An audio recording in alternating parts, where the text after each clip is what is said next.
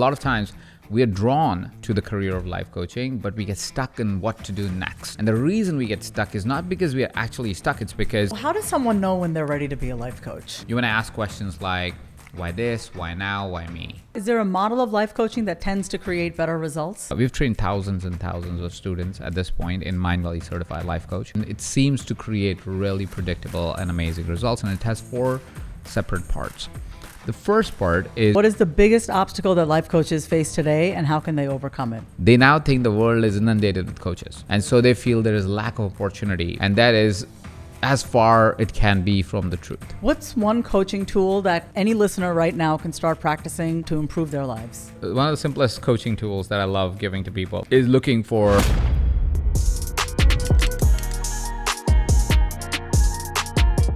How does someone know when they're ready to be a life coach?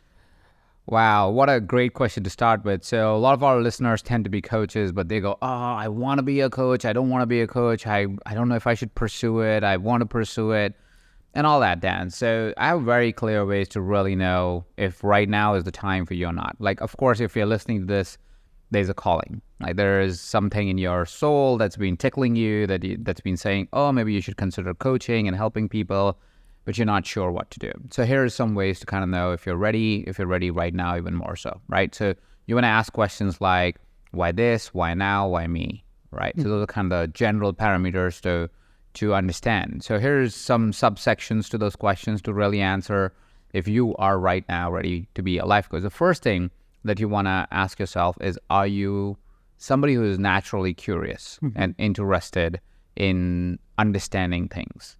So if you tend to have a sense of curiosity, you tend to have a sense of, I want to understand, that's a good first parameter to know, because a good coach is a curious coach. A good coach or a great coach is a curious coach. If they're curious and interested, they have a tendency to create great results for people. Second is you want to ask yourself, have you ever helped anyone?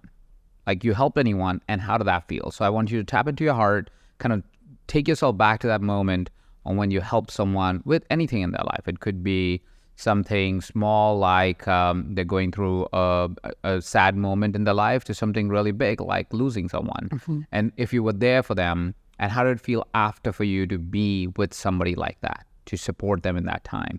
And how did that feel in your heart of hearts?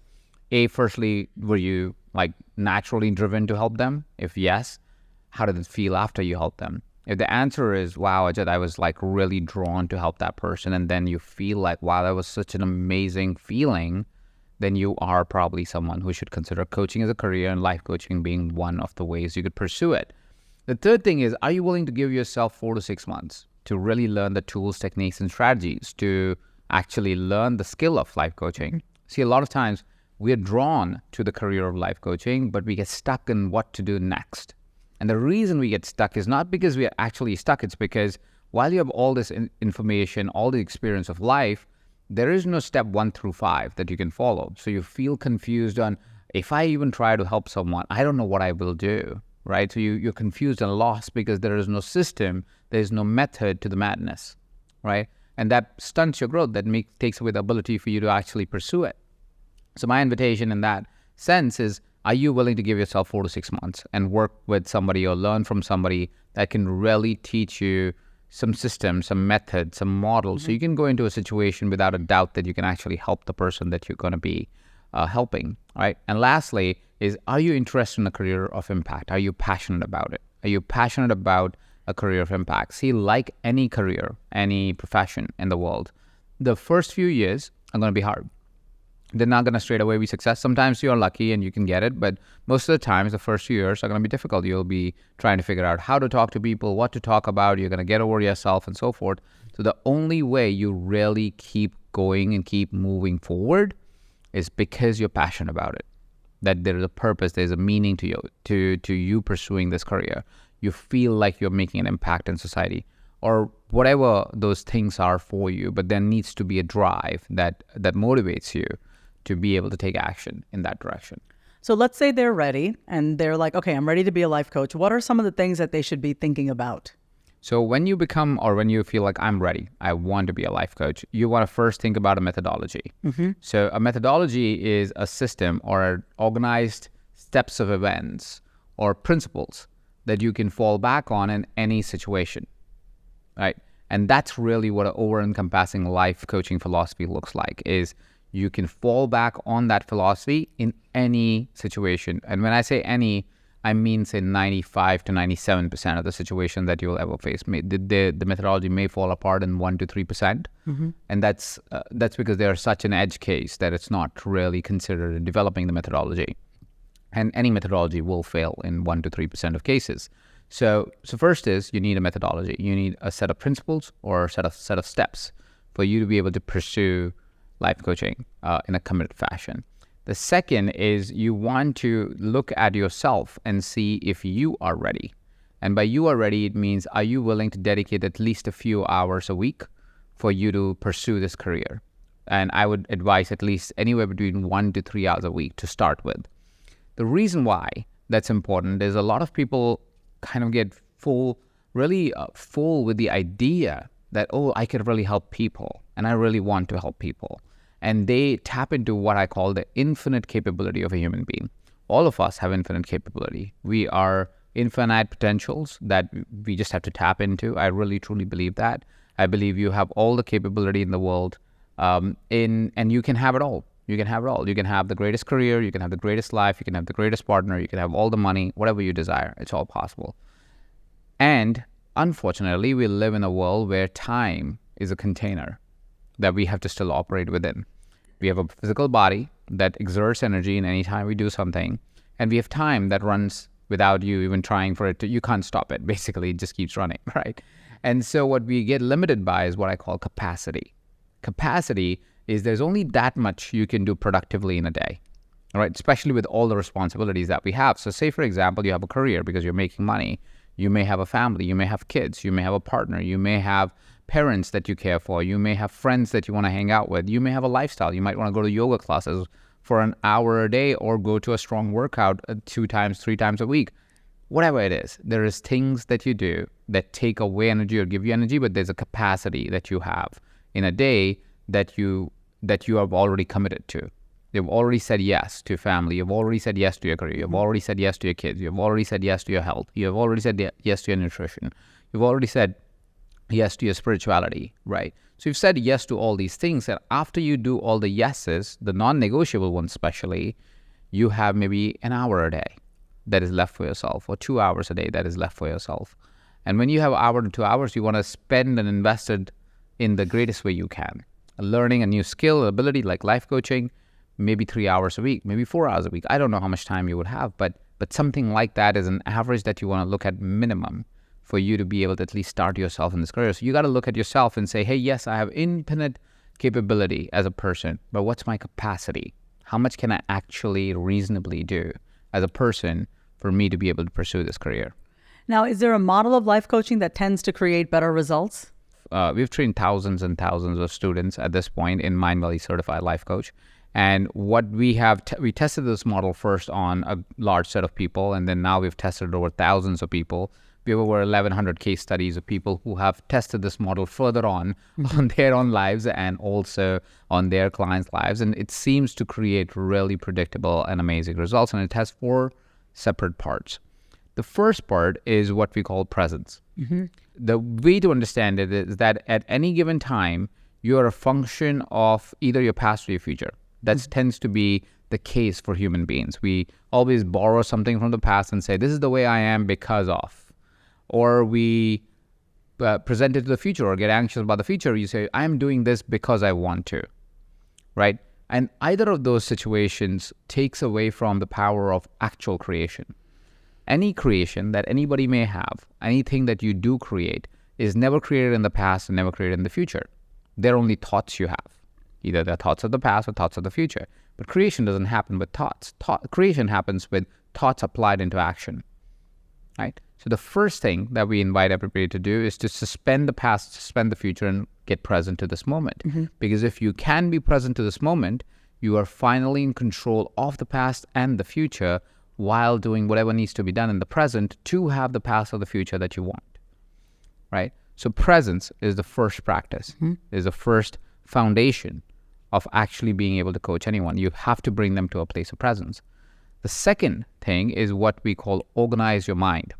See, life coaching is very much about being able to organize thoughts in a way where they are supportive of the journey we want to have as individuals, or our clients want to have as an individual. Your clients are not just going to come to you and say, life coach me. Yeah. That's not what happens, right? Yeah. They go, I have this problem in my life, or I have this desire in my life, and therefore unfulfilled, right? So they're going to come to you with something they have thought about before that they desire, they want to get over, or whatever that might be. And to be able to help somebody do that, you have to look at their thinking patterns, or what are the thoughts that they are really acknowledging and accepting as their truth, and what thoughts they have not even considered, right? So what more likely than happens is that if somebody's coming to with a challenge or a desire in your life to you, that they are operating from what we call disempowered thoughts. A disempowered thought is, the simplest way to understand is that when you think of that thought, you feel contracted. Let's say if somebody thinks, oh, I'm not good enough, the feeling makes you feel contracted. It's like, oh, I'm not confident. I am an introvert. I'm an extrovert. Doesn't matter. It doesn't make you feel contracted. If it makes you feel contracted, it makes you feel like you need to go in a shell, that's a disempowered thought. That's not a thought that is helpful to you in creating what you want to create in your life, right? Now, the counter of that is what we call an empowered thought. Empowered thought is any thought that makes you feel expanded. That in the feeling in your body, you go, wow, I feel great. I feel like I can do things, right? So for example, you feel, I'm confident.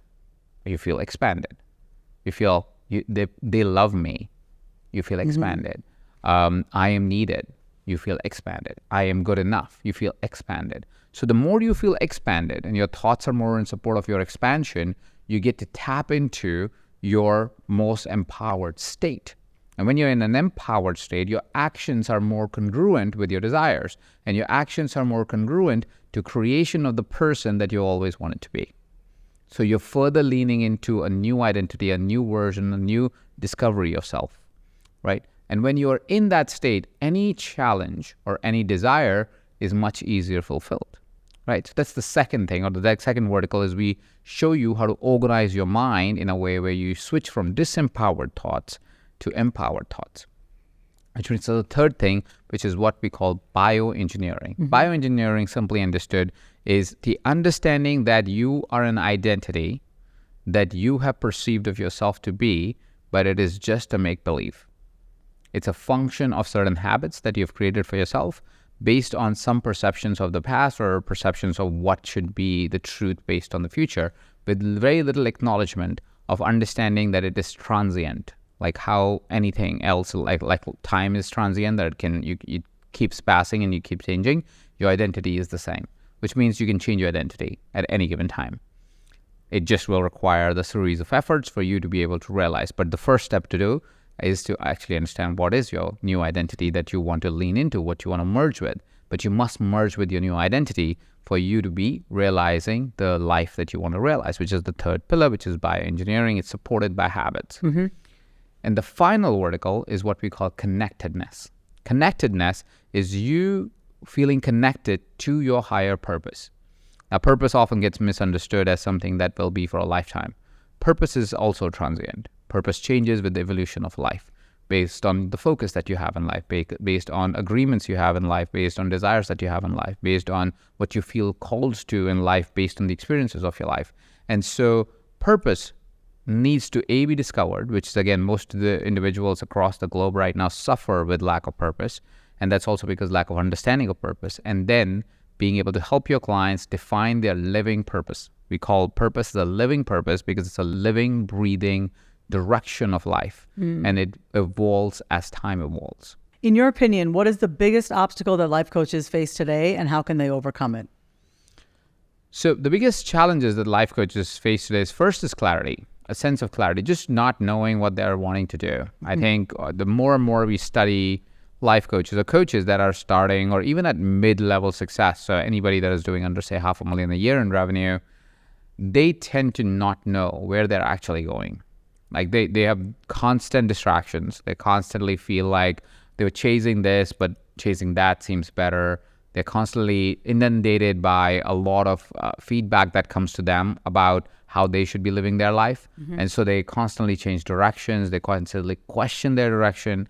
And because they have a lack of clarity, they lack momentum. And because they lack momentum, they seem to always want to go back and go into their world versus being in the world. Being in their world effectively means that they're trying to think through their career.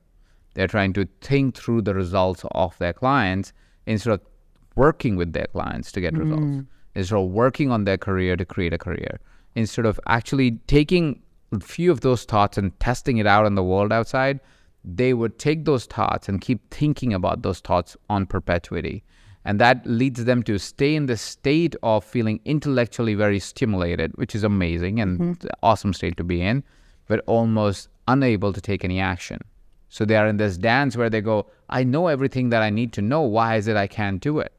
It's because they have a dissonance. They have a dance with intellectual simulation versus actual action taking. They can't beat that action taking, and so they end up in just intellectually stimulating themselves. So that's the number one challenge that life coaches face today.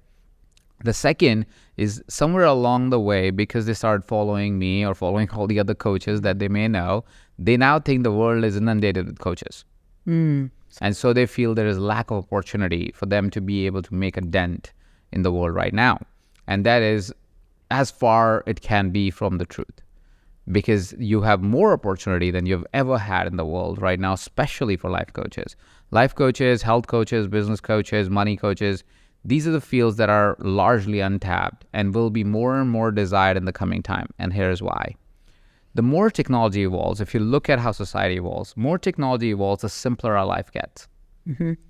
At least in the action of life, right? But more complex our internal life gets. Right.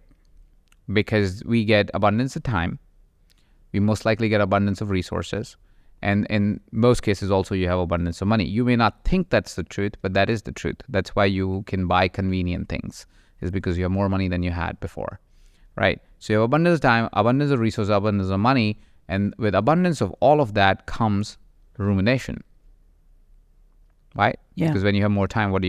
You think more. You think more. Yeah. And most of us think more, even while we're consuming Netflix, even while we are doom scrolling Instagram. Yeah. We are thinking more, we are processing a lot more, we are doing a lot less. And with rumination comes challenges like depression, comes challenges like feeling of not good enoughness, feeling like I am left behind, feeling I'm not loved, feeling I'm not cared for, feeling I'm not needed. All of the feelings that otherwise would not even have a chance in our world, maybe 20 years ago even, Right. today are dominant feelings of our day-to-day lives. And the reason that happens is because we have more time, resource, and money abundance. And so, of course, we have time to ruminate. And as we ruminate, we come up with stories that are absolutely not true. But we ruminate on them, and we make up a drama in our own brains, in our own minds. And now we need support at some point whenever we wake up. And everybody will wake up differently at different times. But they need support at that time to find back hope.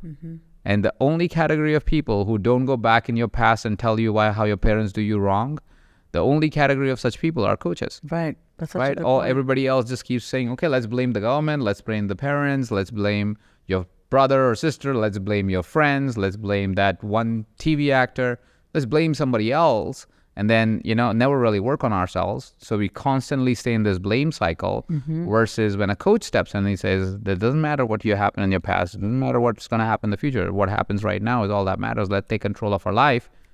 And that's where a coach comes in, right? For health, life, money, or anything like abundance, whatever you want to talk about it. It's always the coach that needs to step in there because they're the only category of people that focus on the present. Such a good point. So how do you measure success in life coaching, both for yourself as a coach and for your clients? The first measure of success for any kind of coaching is, did your client get what they signed up for? That's the first point.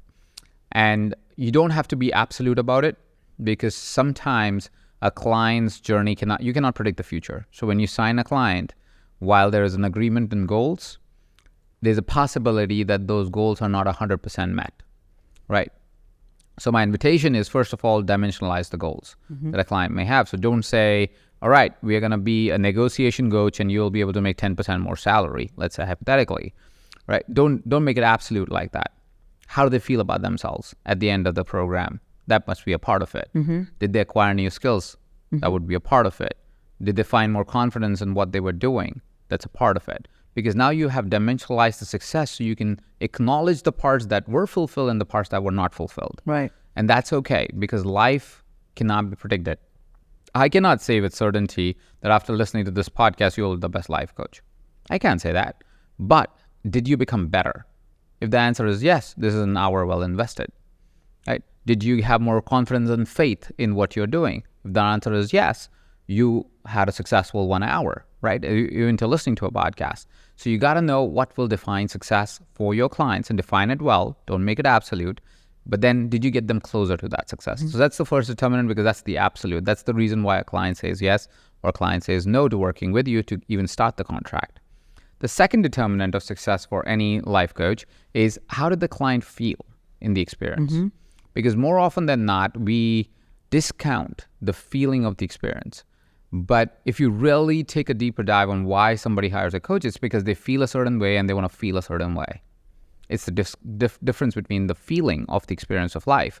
So consider adding a layer of determining how are they feeling along the journey, right? And if they are feeling better than what they were feeling before about themselves, about their life, about the hope that they have for life, you have created success for yourself. So you have created success for your client. The third thing to note is, how do you feel about it? As you're going through the experience of coaching this person, how did you feel? Did you feel better? Did you feel more confident? Did you feel like you really added value? Because that's the best filter you can have as a coach, by accepting what you did was good or something you can do better, right? Because that filter will allow you to self-regulate and self-understand on how to get better at what you are really doing. See your coaching career as any other career. It's a trajectory. The first year, you're going to be good. Second year, you're going to be better. Third year, even better. Fourth year, you might become great, right? So whatever that number of years will be, that's what you're really looking for, and how you can actually see if your coaching was successful with a client. Did you feel better? Did you get more confident? Were you able to get more results? Were you at least confident that you can get more results? And so on and so forth. How important is it, or how often should we be checking in with our clients, like how they're doing along the way? Every time you talk to them. Okay. Every time you talk to them, you want to check in if your clients are doing better.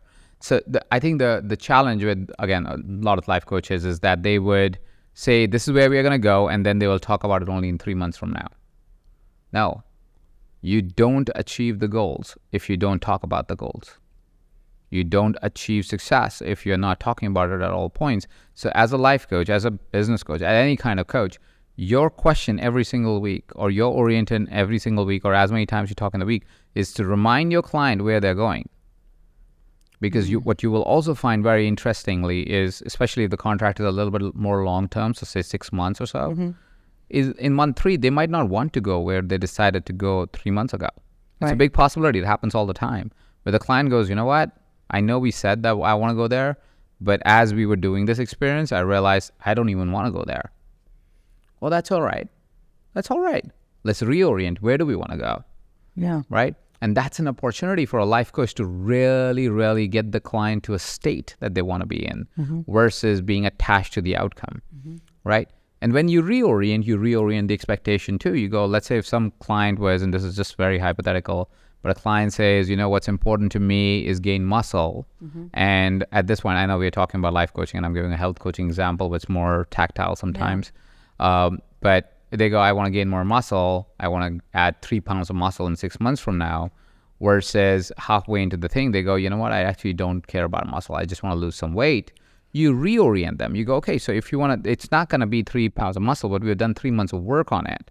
So now we're going to change to losing weight, and we can only do that much in 3 months, right? Because we have to change a completely different set of things that we have to do. Maybe you have to control your nutrition a lot more, or this portion of your meals, or times you eat, or whatever it is, which is different than what I was doing for muscle gain. Maybe I was feeding you more food because we were bulking up, right? So it's different orientation. So based on the orientation, now we must reset our expectations, because now you want to go somewhere else. So in 3 months, I can do only that much. Or we have an opportunity to extend our contract to another 6 months, and then we can go there. Yeah. Right. And we can have a different commitment for it. And that's kind of how you work with your clients. And that's also why feelings, or how your client feels with you, is more important than the result.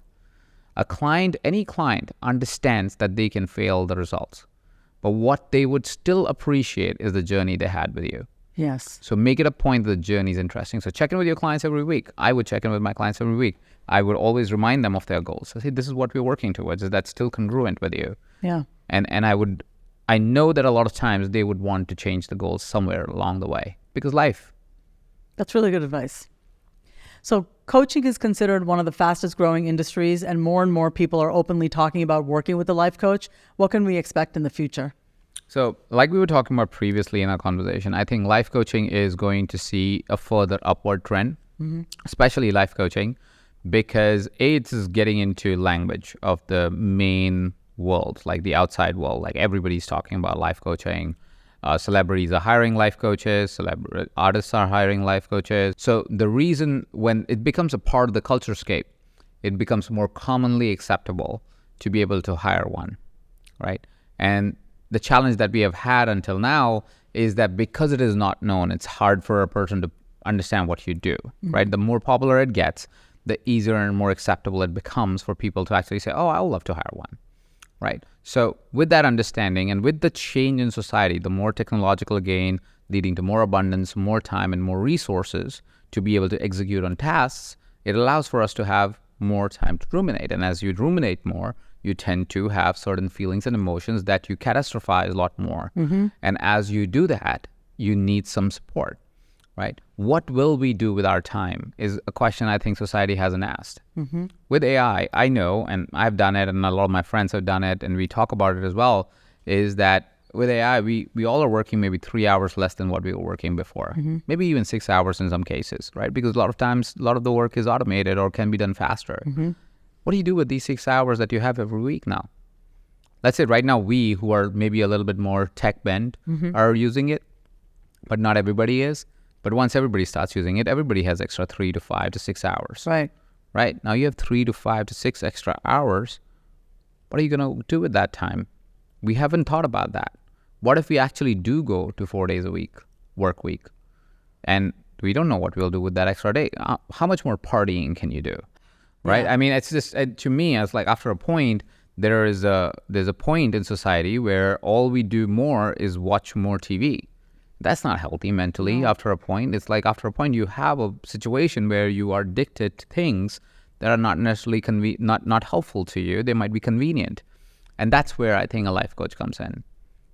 A life coach's job becomes so much more important because that may be the not single point, but one of the points of success for humanity, because we will finally be able to learn to regulate ourselves, utilize our time more productively, actually elevate society, instead of further go down the rabbit hole of becoming dumber and dumber because we're addicted to television and screens. Yeah. So while I'm not trying to diss televisions, they're very entertaining movies. I love myself personally. There's a point where it's access. Yeah. It's way too much.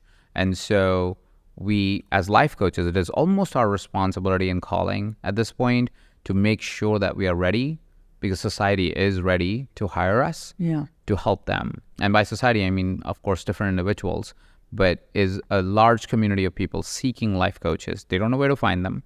They don't know how to vet them. It's an early stage. But in about 7 years, 5 to 7 years, it's going to be one of the biggest professions out there. What's one coaching tool that any listener right now can start practicing right now to improve their lives? One of the simplest coaching tools that I love giving to people is looking for disempowered and empowered thoughts. A disempowered thought is any thought that makes you feel contracted. Anytime you have a thought or an experience of a feeling because of that thought that makes you feel like, I don't know, I can't do this. Life's not good, or life's not feeling fun, or Life's whatever hard. it might be. Yeah. Life's hard. That's not the thought you want in your life on a day-to-day basis. You want to challenge that thought. Because here's what happens, really. Events happen in our life all the time. And based on our automatic reaction, we choose the thought we want to choose.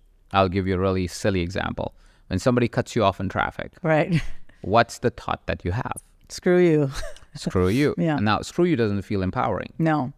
Screw you feels contractive. It's like, screw you, how can you do this? Yeah. And now it's in your head. Now you're thinking an angry thought. An angry thought is not a productive thought most of the time, because you never take a good action after an angry thought, or most of the time. I mean, I can't think of a good action after an angry thought, except for if you were in a war. It's a lot less we're likely. not. It's a lot less likely. Yeah, even in a war, you probably take a bad action with an angry thought, right? So an angry thought is not a good thought, right? So if it's not a good thought, it's not going to promote the right action. It's a contracting thought. It's not a thought that you actually want. Now, somebody can cut you off on traffic, and this happens with me all the time. And once with training of empowering, disempowering thought, you could have a different reaction to the same event. So previously I would be, screw you. But I was like, that's not a helpful thought. And now I'm like pissed at that person for no reason for another 3 minutes or 30 minutes, depending on the person, right? Instead, so if somebody cuts me off on traffic, now my response is, oh, that guy must be in a hurry. Yeah. It must be in a hurry. Don't take Why it would personally. they do that? Otherwise, it's nothing to do with me. They are risking their life for something, right? They're the one cutting somebody else in traffic. They must be risking it for something. It must be important enough for them. I don't know what it is. I can't know what it is. I shouldn't have to be impacted. Good luck to the person. Now, I'm not disempowered at all. I'm neutral to it, or sometimes I'm actually more caring for them, right? Because I'm like, oh, it must be in a hurry. Yeah. That shows I'm actually operating from a place of love, saying, oh, that person's putting their life at risk for something. They must be really urgent to do what they're doing, right? Now, that's an empowering thought, right? It comes from a place of love. It's like, oh, shit, something's happening for them, for that, what they have to rush, right? Now, I'm not changing my state to a disempowered state for somebody cutting me off in the traffic. And because I'm in an empowered state, firstly, the response or the amount of frustration I would have had to go through is not expanded. I have also not expelled any energy on it because it's all positivity here. And this is not bullshit positivity. This is a true change that one can bring in their life for everything. And also, wherever I was going, now I'm going there happy. Yeah. Right? I'm not going there and my first thought to the people at the party, let's say if I was going to, is, somebody cut me off in traffic. Right. No, my first thought is, hey, how are you doing? Right. Because that was all love. That's not even a thing that happened in my mind. Yeah. All I'm is hey, how is life? Right now I'm meeting somebody with all the love and connection. And it's a bigger possibility if you consistently do this over time, people want to meet you. Right. People are impressed by you. If they want to work with someone, they want it to be you. Right? Because you just always are such a great person to hang out with. And because you're such a great person to hang out with, you want more money? Easy. Because everybody wants to work with you. You want more love, or you want love in your life? Easy. Everybody thinks you're a great guy or a great girl. And we're like, I should introduce you to someone. Right? Or even when you meet someone that is actually single, they go, that's a great girl. That's a great guy. Great. Love happens easily. You're looking for friendships. Easy to become friends with people. Easy to get out of our own heads of thinking, oh, somebody's watching me or they're judging me. None of that is happening because you're in a very empowered state of mind. You're like, no, everybody loves me. It's a lot easier said than done. So what would be the first step for someone listening to this and they're like, man, I have a lot of disempowered thoughts. How do I switch over to that empowered thought? So pick one. Pick just one. Pick the easiest one so you can try. The reason why you pick the easiest one is because most likely than not, anything that we share and any steps that anybody shares on anything, the first set, unfortunately, for human beings that are suffering is they think bullshit. Right. This is not going to work for me. No. Yeah. This is toxic positivity or whatever the fuck label that is the latest trend in the universe right now. That's where they go to straight away. It's like, that's the label I want to put on it because, it doesn't work for me because it didn't work for me last time and it will not work for me. First of all, it did work for you last time. You just labeled it wrong. Secondly, you pick a small one so you can build that hope, right? So for example, I'll give you a little metaphysical example, but at least it correlates to how it works. So there was a long time ago when I was first getting into personal development, somebody told me about this thing called law of attraction. And I was like, bullshit. This sounds like garbage science to me. It doesn't mean anything. They made me watch the movies or whatever. And I was like, no, I don't believe it. It's what quantum theory, what they believe, all that stuff. I'm like, I don't agree. That's the secret. I was like, it sounds gibberish to me at all. So there was a friend of mine who was like, okay, that's absolutely fair. You are critical about it. That's great. That's actually a good thing. Not having faith is a great way of building faith because you can criticize means when you really do believe, you really do believe. So I was like, great, whatever you think, bro. And he was like, okay, Ajit, we lived in Malaysia at the time. Kuala Lumpur, it's a city, think New York, kind of like that. Not really a lot of green around, just cars and streets and cement, basically. And so he goes, Ajit, you've been here for about 3 months now. Have you seen a butterfly?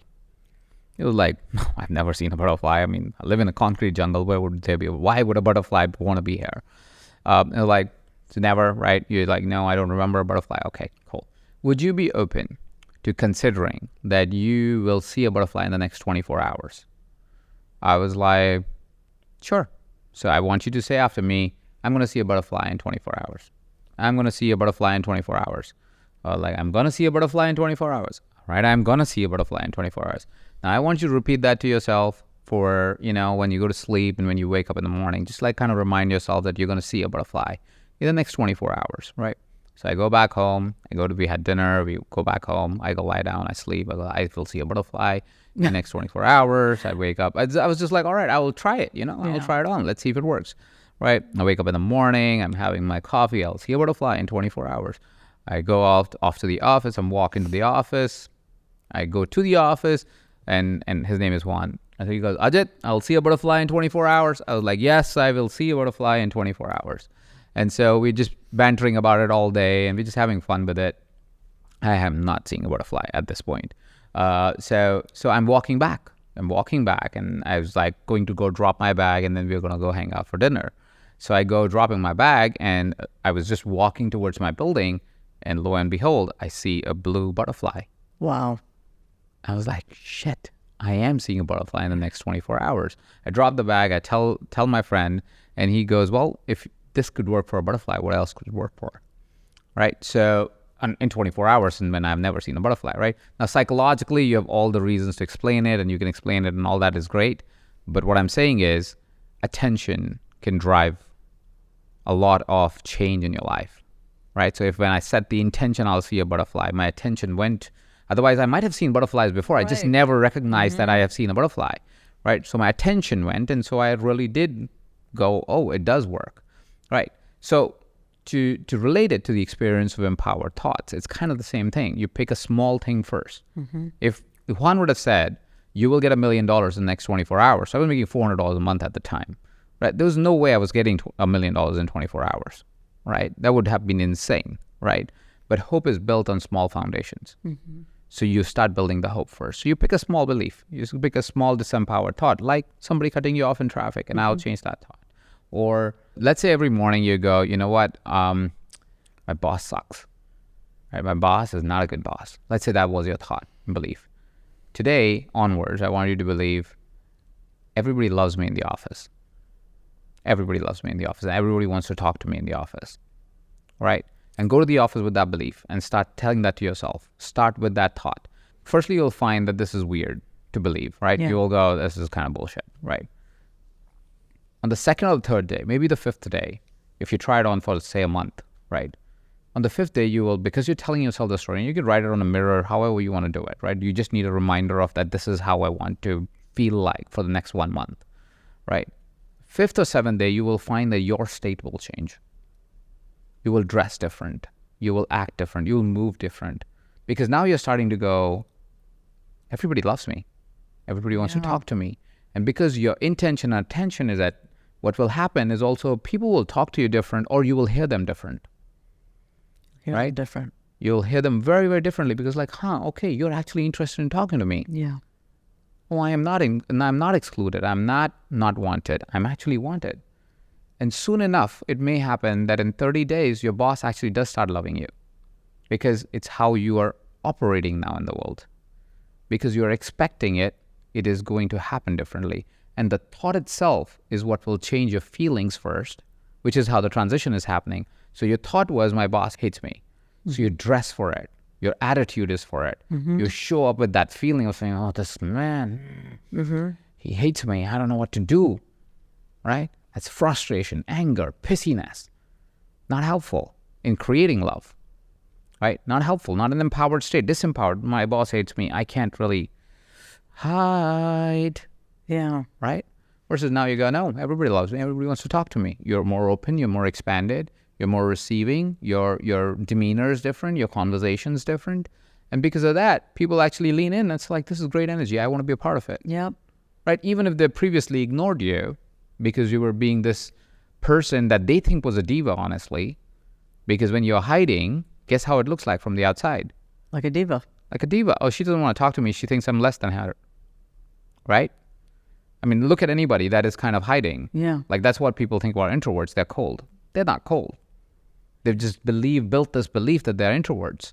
There's no introversion and extroversion. That's all hypothetical anyways. But that's all the story is. The story is I'm an introvert, so I must hide. The person looking outside goes, what a little, what an attitude to carry, huh? You think you're somebody? Right. And guess what happens when somebody else thinks you're somebody? They don't want to talk to you. Now you further believe I'm an introvert. Right? So you're compounding that disempowered thought more and more and more. It's not a truth. It is just what you made up and found to be true for you. It's not the truth of your life. Your truth of life is the more empowered thoughts you choose, the more you change in the direction of what you want to change. I'm not saying you have to become extrovert, but you just need to know where you want to go and choose the thought in context of that. Yeah. So an easy one is to start thinking, it's hard but easy enough, everybody loves me. And just start telling you that. Yeah. It's a simple enough thought that you can start with. And once you start to believe it, and if that's too big for you, find something that's easier. But something that's easy first, because hope is the first thing that we have to build when we are building empowered thoughts.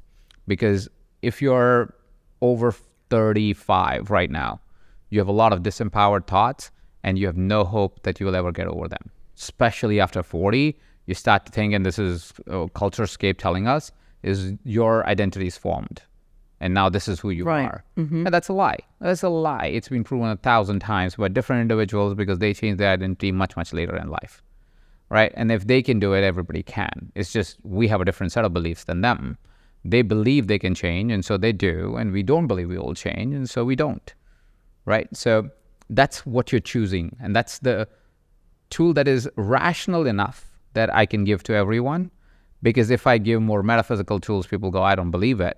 But this is psychological. This is it's like you choose a thought that will orient your feelings, and feelings will orient your actions. Right. You choose a different thought, it will orient different feelings and hence different actions. And because you'll take different actions, you'll get different results. The more different results you get, the more different thoughts you have, because now you know this new thought actually works, right? So all you need is evidence. In the next 7 days, as you start to believe everybody loves you, is you need one person to say something different than what they've always said. Or you felt that they've always said. And you have now got, oh shit, I am actually loved. Yeah. Right? Yeah. Because then you have evidence. And the evidence will happen in the first 3 to 5 days.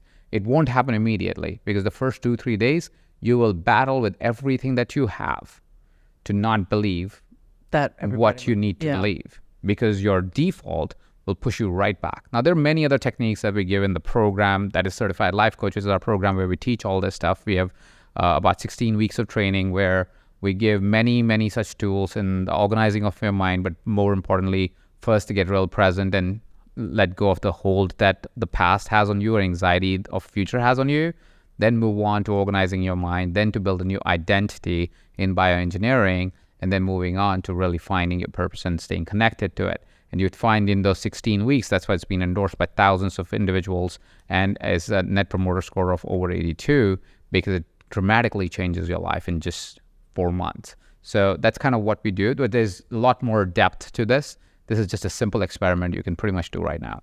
That's such a simple tool that you've given, and I really hope that people listening will take that into consideration and start practicing that.